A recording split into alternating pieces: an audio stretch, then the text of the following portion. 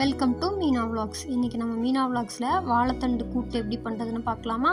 வாழைத்தண்டை first ரவுண்டாக cut பண்ணிக்கணும். அதில் ஒரு நார் வரும், அதை நம்ம கையாலே க்ளீன் பண்ணி எடுத்துட்டு அப்புறம் குட்டி குட்டியாக கட் பண்ணி எடுத்துக்கலாம்.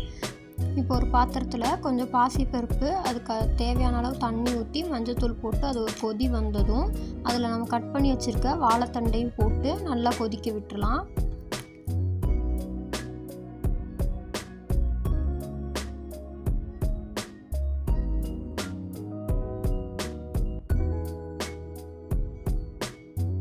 இது ஒரு பக்கம் பாயில் ஆகிட்டுருக்கட்டும். நம்ம இன்னொரு அடுப்பில் ஒரு கடாயில் கொஞ்சம் எண்ணெய் ஊற்றி எண்ணெய் சூடானதும் கடுகு உளுத்தம் பருப்பு போட்டுக்கலாம்.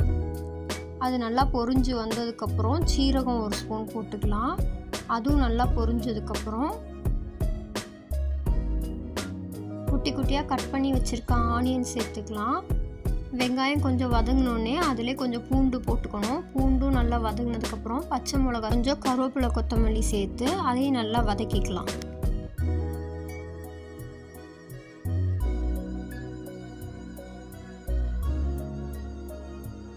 அதில் ஒரு 2 தக்காளி கட் பண்ணி வச்சுருக்கேன், அதையும் ஆட் பண்ணிக்கலாம். இதெல்லாம் வதங்கிறதுக்கு ஒரு ஸ்பூன் கல்லுப்பு சேர்த்து அதை நல்லா வதக்கிக்கணும்.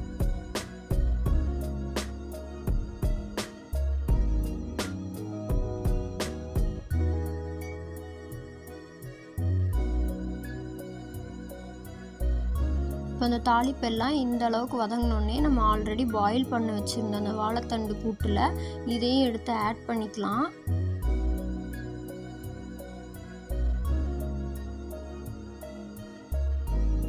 இப்போ இந்த கூட்டு ஒரு கொதி வந்தோடனே இதில் துருவின தேங்காய் ஒரு கைப்பிடி சேர்த்துக்கலாம். டேஸ்ட்டு நல்லாயிருக்கும். இப்போ இதில் லாஸ்ட்டாக கொஞ்சம் கருவேப்பிலை, கொத்தமல்லி தூவி இறக்கிடலாம். இப்போ டேஸ்டான சுவையான வாழைத்தண்டு கூட்டு ரெடி.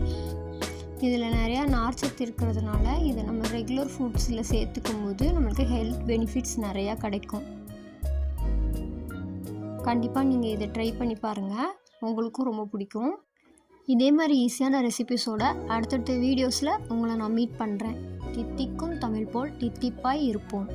டாட்டா பாய்.